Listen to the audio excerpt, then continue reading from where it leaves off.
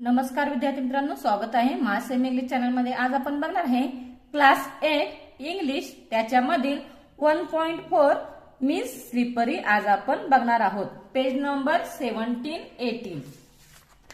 तर पहा miss slippery मध्ये काय आहे। मिस स्लिपरी म्हणजे निसरडी घसरडी। Given below are extracts from the story of a lonely girl. तर इथं जी आपल्याला कथा दिलेली आहे ती एका एकाकी मुलीची गोष्ट आहे। Who is teased by classmates in school. तर तिला काय करतात, क्लास मधले तिचे वर्गमित्र काय करत असतात, तिला टीज करत असतात।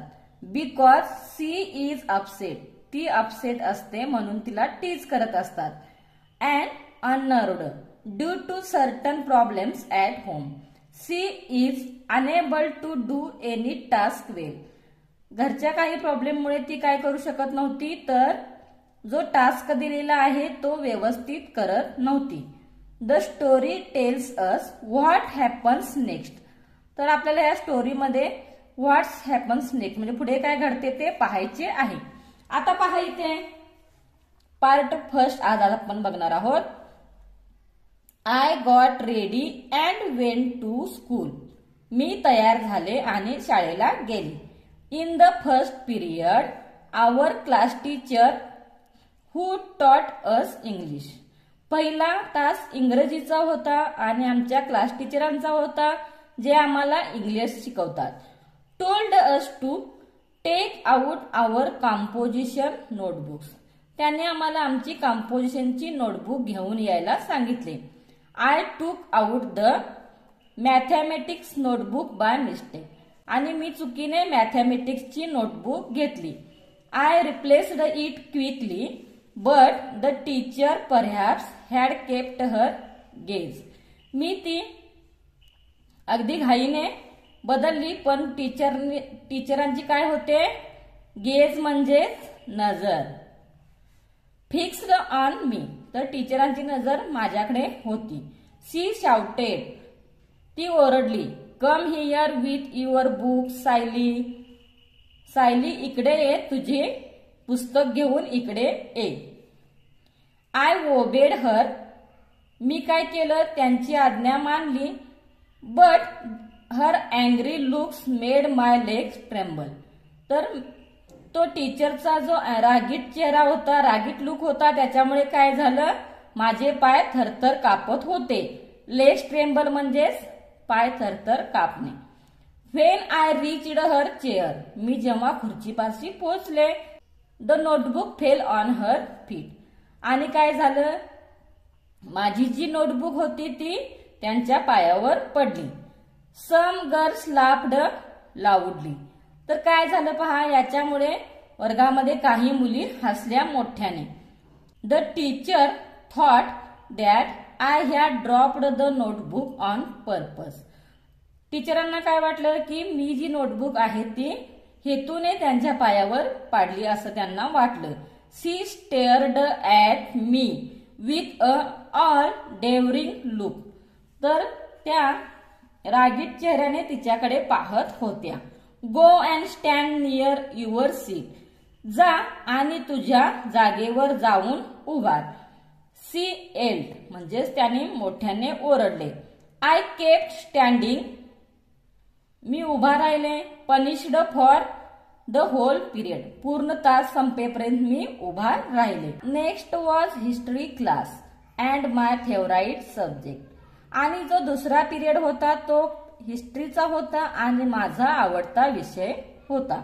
The teacher had asked us to memorise the causes and effects of battle of Panipat. टीचरने आम्हाला विचारलं पानिपतच्या युद्धाची कारणे आणि परिणाम काय काय आहे ते आम्हाला त्यांनी विचारले। आय वॉज वेल प्रिपेअर्ड, आणि मी ते व्यवस्थितरित्या पाठ केलं होतं। She began testing all of us, टीचरांनी काय केलं तर सर्वांची परीक्षा घ्यायला सुरू केलं। One by one. When my turn came I went blank, ज्यावेळी माझा नंबर आला त्यावेळी काय झाले, मी काही आठवू शकले नाही। The teacher gave me stern stair, while I stood there still with my head hanging down in shame. तर काय झालं तर मी मान खाली घालून उभारले होते. स्टीप म्हणजे काय पहा इथे, ताट. स्टीप म्हणजेच ताट, उभारले होते. त्यानंतर पहा काय होतं, mama and papa continued their never ending trips. Never ending tips. तर माझे जे मम्मी आणि पप्पा आहेत ते काय करत असतात बघा, त्यांची भांडणं संपत नाही. Papa used every opportunity to express his annoyance. तर काय होतं पहा, तिचे जे वडील आहेत ते काय करतात, तर त्यांची जी चीड आहे ते कुठल्या ना कुठल्या कारणाने बाहेर काढतात. Mamma on her part did not allow any such occasion to slip without turning it into a vociferous quarrel. तर पहा इथे व्हॅसिपेरसचा अर्थ काय आहे, तर जोर जोरात भांडण केल्याशिवाय तिची जी मम्मा आहे ती झोपत नव्हती. The quarrel was between the two. आणि त्या दोघांच्या मधील जे भांडण असते, but the punishment inevitably descended on a third one. आणि पनिशमेंट कुणाला मिळते, जो या दोघांच्या भांडणामध्ये तिसरा आहे त्याला मिळते. That is me at school. आणि त्याच्यामुळे मला शाळेमध्ये काय होता, पनिशमेंट मिळते. I heard raised voices. I felt as if Mama and Papa were quarreling, sometime even in the midst of silence. Mama's scream came piercing through my ears, and whenever I heard Mama's high-pitched yells, my legs quivered. तर काय होतं बघा, ज्यावेळी मम्मीचा वाढलेला आवाज असतो त्यावेळी काय होतं, भीतीने माझे पाय थरथर कापतात. वन डे, एके दिवशी काय झालं पहा, I was coming down the school stairs. तर मी शाळेच्या पायऱ्यांवरून खाली उतरत होते. Somebody from the top gave a frantic scream. तर काय झालं पहा, फ्रॅन्टिक म्हणजे अतिशय घाबरणे. I fell and come tumbling down about 7 steps. My elbows and knees were badly brushed. तर काय झालं, मी त्या पायरीवरून खाली आले आणि काय झालं पहा, त्याच्यामुळे माझा गुडघा आणि एल्बोज जे आहेत म्हणजे माझ्या गुडघ्याला पायाला वगैरे मार बसला. My new frock was torn at the seams. माझा ड्रेस शिवणावळीवर फाटला. When I reached home, ज्यावेळी मी घरी पोहोचले, मम्मा शाउटेड. आई मला ओरडली, I am sick of you. मला तुझा कंटाळा आलाय. When you will stop making me pay through my nose for such extravagant losses. तर त्या काय म्हणतात, कधी तुझ्या चुकी आहेत त्या सुधारणार आहेत. Mother seized me by the arm, gave me a good jerk and seated me on the bed. She fetched an antiseptic lotion and applied it to my elbow and knees. मम्मीने काय केलं तर मला बेडवरती बसवलं आणि अँटीसेप्टिक क्रीम जी आहे ती तिच्या एल्बोला आणि नीजला म्हणजे गुडघ्यांना लावली. बट डीड नॉट हग मी. पण त्यांनी काय केलं, तिनं औषध लावलं पण तिने मला मिठीत घेतलं नाही. Within me lingered the yearning,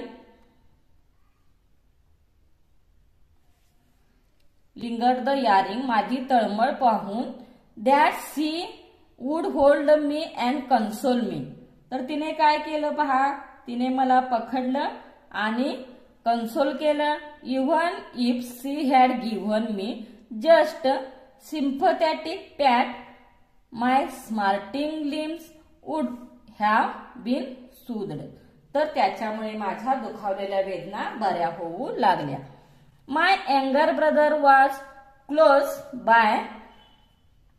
As Mama walked away to the kitchen, he came and sat inside me. तर काय झालं, मम्मी किचन मध्ये गेल्यानंतर काय झालं, तिचा जो यंगर ब्रदर आहे तो काय झाले तर तिच्या बाजूला बसला. ही placed his little hand on my arm. आणि त्याने त्याचे छोटे छोटे हात माझ्या खांद्यावर ठेवले. तो काय म्हणाला पहा, are you in great pain. तुला दुखतंय का. आय हग्ड हिम. मी काय केलं, त्याला मिठीत घेतलं. Hugged him tight and started crying again. मी त्याला मिठीत घेतलं आणि परत मी रडायला लागले. I used to walk quietly continuously. मी शांत बसले. Yet I would often stumble. One day the class monitress announced we will call her slippery.